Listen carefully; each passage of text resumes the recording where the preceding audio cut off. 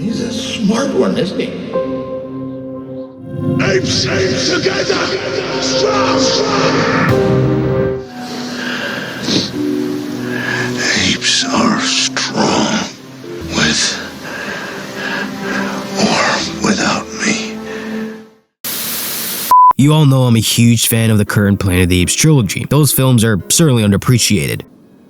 What? But time and the fourth film has brought those films into light, bringing a smile to my face as a huge advocate of the Caesar trilogy. So with a lot of disappointments of fourth sequels and Disney purchasing Fox, I had every right to be worried and concerned of how much this fourth film will impact Caesar's trilogy. Oh, the director of the Maze Runner films is making it. No, I'm not particularly a fan of those movies, so I'm not looking too good here. As a humble movie reviewer, I love to be proven wrong. Hell, I want to be proven wrong. And once that first teaser trailer dropped, I was proven wrong to an extent where I had belief in this film. I had belief in Wes as the dude praised and understood a lot of the characteristics that made Reeves and Rupert's trilogy very fucking good. So the interviews and the trailers, I went from a concerned man to a very excited person, but I still kept my expectations at a neutral standpoint. So after watching the film, I took it all in. This fourth installment of the new Planet of the Apes saga, yeah, you heard me, saga, we're only 4 out of 9 films in. As I'm recording right now, they just announced that it's gonna be a 9-film franchise. Who knows if they'll have spin-offs down the line, but I highly think they will. This is where the fun begins. So this direction could either be good or bad depending how you view the ending of this film. Oh yeah, spoiler by the way, as I will briefly go over what worked and what didn't. We are the beginning! What a wonderful day! Caesar is the big name in this franchise, and living up to his stature would be tough to do. A lot of the fourth films or sequels sometimes piggyback off of a character that's been established and many love, and even try to completely degrade them to put this new guy at the top, like a car show out with the old and in with the new, when the new one is utter pile of garbage. So color me a bit shocked that the same company who degraded this guy gave more importance to Caesar's legacy and Noah to make him a different kind of hero. Caesar was a simple ape trying to use what he's learned and venture the apes to a much more peaceful time. With Noah, he's an ape who lives in a somewhat of a peaceful time, but is an ape that's trying to learn and grow himself and be some of importance and make his father proud. He does make mistakes in this movie, like leaving a horse out in the open, only for Proximus' clan to infiltrate his entire village and burn every speck of his home. This very event, Noah's feeling a lot of guilt for indirectly killing his father due to his mistake. But as his character grows through the wisdom of Raka and accepting and trusting people like May, Noah learns there's both good and bad in everyone, just as Caesar did. I chose to trust him because he is ape. I always think ape better than human. I see now how much like them we are. Noah isn't physically strong in this film, gets his ass kicked multiple times, but his way of working around areas while getting physically butchered helps him overcome the many complications he faces. But near the end of the film, he gets the acceptance from that bird that's been mocking him throughout the film. He called all the eagles to able to overcome Proximus as he wasn't physically strong enough to beat him, gaining his respect amongst everybody. So yes, I do believe, like many of the people I've spoken to, see Noah as a strong character, and he seems to be leading to a path of leadership similar to Caesar but with different mindset and goals, which correlates to the time period they're living in, which is 300 years after the events of war. Now, will it be in the course of all 5 films that will be coming right after this? Who knows? Nevertheless, it's a nice, strong introduction to a legacy that is hopefully fantastic. And it is my kingdom.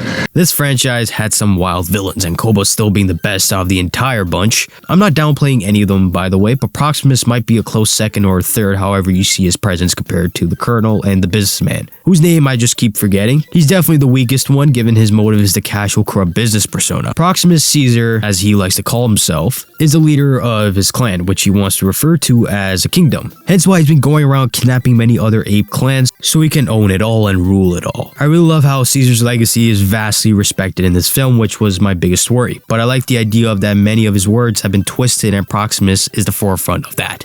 What a wonderful day! Are we thankful for the words of Caesar? Say his words! Apes together, strong. See now how much like them we are. He used his name in vain, something Rocca despises and mentions quite often, but he views himself as the next Caesar and wants to eradicate all the humans for the life they lived prior to the flu. His presence doesn't hit till halfway of the film, and Kevin Durant steals scenes, his mannerisms, the way he speaks, how much he holds himself in a different way to what we see in most films nowadays when they try to convey a villain. It's very well crafted. His entire bullseye is opening a vault using human-made inventions as weapons and potentially equipment to discover immortality to rule forever. Throughout the film, he targets May because she's the only one who probably knows what's inside that very vault, knows how to activate the door even, and can speak similar to Trev, played by William H. Macy, which was a surprise to see. He even warns Noah that despite being very clever ape, that even the dumbest know not to trust humans, and I like that you could see there's some truth to Proximus' words, as Noah at the end mentioned to May that he was right in some way, as he himself saw some things in the vault and learns of May's true motive of bringing the world to what it once was before the flu. But Proximus, using the fear of being back in cages, he's gained a following and he's one of the better villains we see nowadays, guys. I see everything. I will point out that this is by far the weakest out of the four, but it's still a very strong movie for what it sets up, and I do have major gripes, like the utilization of building strong relationships. At the start of the film, we see Noah with two of his friends named Sona and Anaya, and you can already see the chemistry is strong with the vast different personalities of the three playing a huge part. Unfortunately, you only see those two characters for the first 20 minutes and then they're gone till the film reaches the halfway point. You don't really see much of their bond and their own personal development as characters. Even Rocca, who unfortunately has hit the end of the way for him as he's killed off, sacrificing himself for the survival of May and Noah. I was beginning to love his character, and I see many sides to his character and Maurice which are quite similar. He played a wise man persona for Noah, teaching him the life that apes should respect and showing how much of Caesar's words has been twisted, as he is the last surviving member of those who follow Caesar's path. The right way, by the way. I don't know, I wish he played a stronger role, especially since there's a future installments. He could have been the Yoda to Luke, with the exception of it all being short-lived. Because I know for sure Force Ghosts are relative to the Planet of the Apes franchise. But with this company, you can never know. With Wes playing a very safe approach to the story, the human lead May isn't as strong as what we've gotten before. She isn't bad, nor is she great. Sorta in the middle road in terms of my thoughts with her role in the entire story. I think many will agree her conflict isn't as innovative nor carries interesting characteristics. She simply wants the world to go back to what it once was, hence a lot of exposition from her. You could say she is an exposition piece in the entire story, instead of actual character growth, where the most interesting element about her is not till the end of the film, and that only lasts like a minute or two. I know Wes might have huge plans for a character to work with Noah in some way and learn herself that apes and humans can coexist in peace and harmony. Hence Noah giving the necklace Rocca gave as a symbolic gift to have a better understanding of Caesar's legacy, just as he did. Apes will learn. I will learn.